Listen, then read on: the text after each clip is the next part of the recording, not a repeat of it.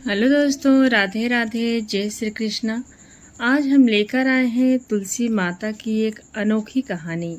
कहानी का नाम है तुलसी माता की एक रात का चमत्कार। गांव रामपुर में एक साधारण सा घर था, मिट्टी का बना, छप्पर से ढका, जिसके आंगन में तुलसी का एक चौरा था। उस घर में रहती थी सुहानी, एक विधवा महिला और उसकी छोटी बेटी गुड़िया।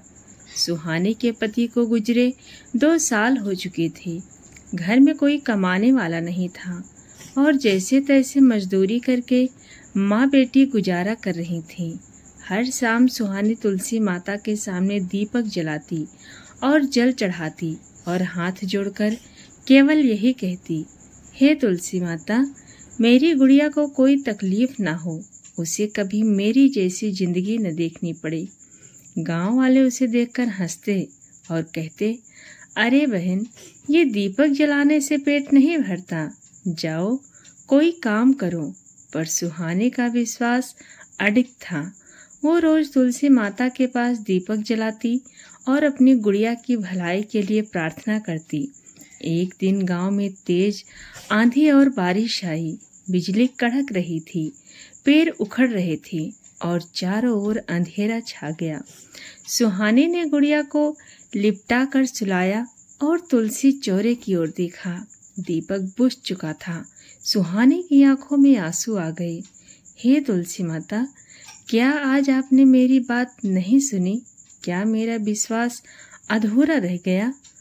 वो भीगती हुई आंगन में गई, कांपते हाथों से दीपक दोबारा जलाया।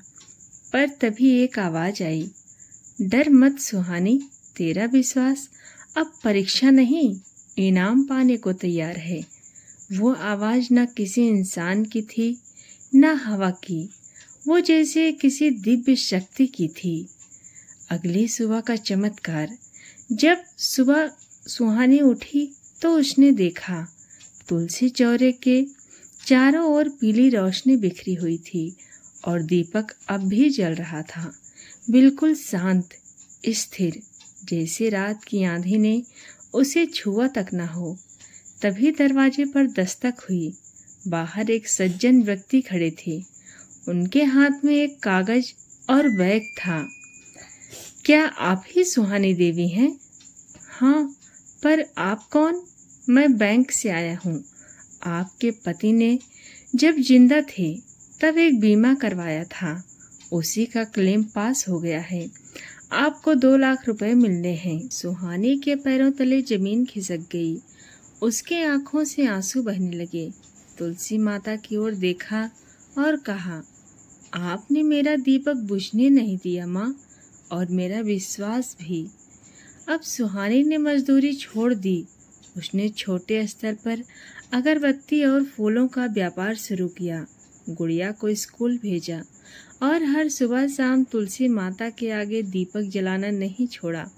अब गांव वाले भी आकर कहते, बहन, हमें भी बताओ, कैसे जलाते हो ऐसा दीपक जो सबकी तकदीर बदल दे?